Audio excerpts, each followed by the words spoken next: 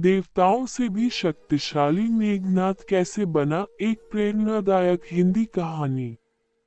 बहुत समय पहले की बात है। लंका के राजा रावण का पुत्र था मेघनाद। उसका जन्म कोई साधारण घटना नहीं थी। उसे बचपन से ही असाधारण शक्तियां प्राप्त थी, परंतु उसे देवताओं से भी शक्तिशाली बनने की लालसा थी। बाल्यकाल से ही असाधारण।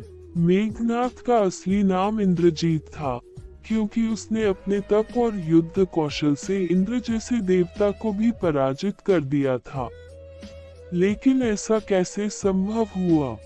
कठोर तपस्या का मार्ग। कहते हैं कि एक दिन मेघनाद ने अपने पिता रावण से पूछा, पिताश्री, क्या मैं देवताओं से भी अधिक शक्तिशाली बन सकता हूँ? रावण ने उत्तर दिया, यदि तू सच्ची निष्ठा और कठोर तप से ब्रह्मा या शिव को प्रसन्न कर ले, तो तुझे कोई नहीं हरा सकेगा।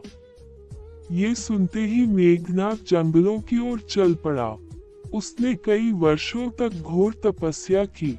न खाने की चिंता, न पीने की, केवल ध्यान, ध्यान और ध्यान। ब्रह्मा जी का वरदान। मेघनाद की तपस्या से प्रसन्न होकर ब्रह्मा जी प्रकट हुए और बोले, वर मांगो वत्स। मेघनाद ने कहा, हे ब्रह्मदेव, मुझे वह शक्ति दे जिससे मैं देवताओं को भी पराजित कर सकूं।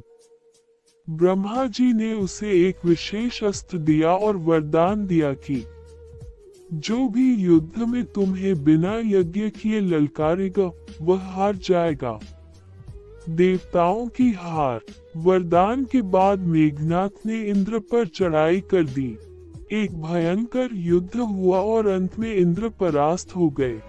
तभी से उसका नाम पड़ा इंद्रजीत। देवताओं से भी शक्तिशाली। लेकिन हालांकि मेघनाद बहुत शक्तिशाली था, लेकिन उसकी एक कमजोरी थी, अहंकार। यही कारण था कि राम और लक्ष्मण के साथ युद्ध में जब हनुमान और विभीषण की रणनीति चली, तो लक्ष्मण ने उसकी यज्ञ क्रिया को भंग कर दिया और फिर युद्ध में उसे पराजित किया। शिक्षा। मेघनाद ने देवताओं से भी अधिक शक्ति, तप, भक्ति और साहस से पाई, पर उसका पतन उसके अहंकार के कारण हुआ। उंगली से दाहिनी ओर इशारा संदेश। ताकत हासिल की जा सकती है, पर सच्चा विजेता वही है जो विनम्र और धर्म के मार्ग पर चलता है। अगर चाहो तो मैं इस कहानी के लिए 16:9 इमेजेस भी बना सकता हूँ। बताओ अगर चाहिए।